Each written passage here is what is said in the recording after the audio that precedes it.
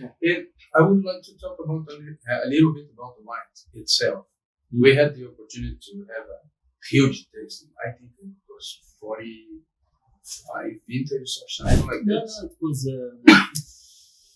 I'm not good in maths, but I think it was all the vintages. All the vintage, so since it was 91. probably 39 vintage. 39 vintage. 39 vintage. Yes. Yes, it was the first time, by the way, we were doing such tasting. We did a second one after that, a few months later in Germany.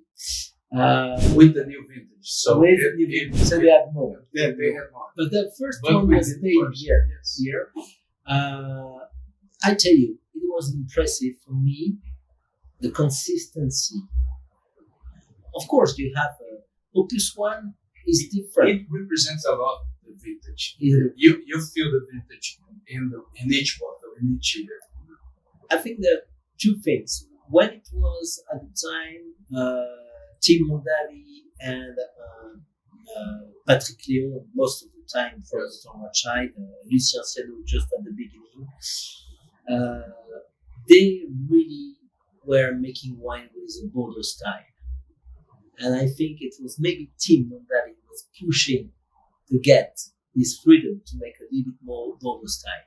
A lot of freshness in the wine. Michael Silacci now, I think, is there since 2001. His wish is to represent the picture of each vintage. So we were talking briefly before about the 15 vintage. It's a warm vintage in Napa. We're not going to escape from that style of wine, which is a little bit more Californian. Saying that, we work a lot on the freshness, on the balance. We harvest most of the time like 2 weeks, 3 weeks in advance to most of our neighbors.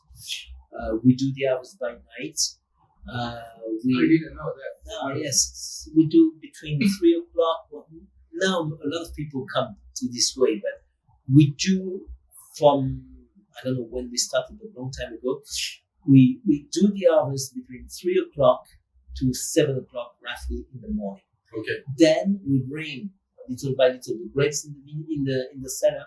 We close the door and we do the vinification process. Good. Freshness is the key point. And you feel much more elegant wine with from the beginning of the 2000s to now. Even more after 2010, I started to feel a wine that moves stylistic in a new direction without losing the connection with the past. You feel more freshness, a wine that was more apt to be drinking earlier without losing the opportunity to age.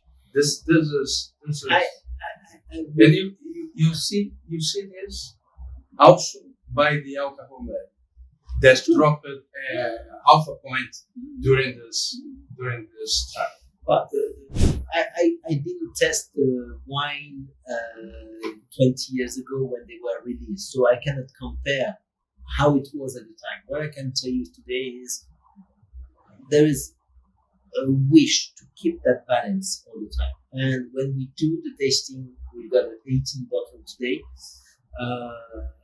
We can drink the wine today. We can drink the wine young. Yes. And you can age. I think this is one of the beauty of Opus One, is to keep that balance between drinking young and aging very well. And not every wine, you have great wine around the world, but sometimes you have to wait. And how long do you have to wait? You don't know. And this is one of the magic points. Yes, I think that the best wines in the world right now, you can have pleasure drinking it young. Exactly.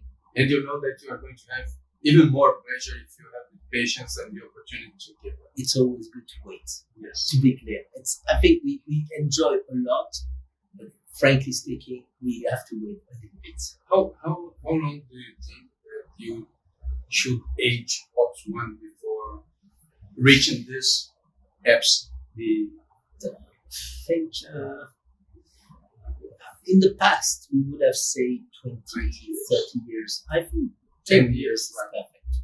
That's my 10 years, I think you really enjoy. Last night, you mentioned we had 10 exceptional. 14, we are almost 8 years now, exceptional. nice. 17, a bit too young, in my point of view. Okay. Pleasant. I think 17, you drink it alone, perfect. You compare to The other ones. you say, okay, Okay. I should work a little bit. Yes. Nice. Yeah. Nice. It's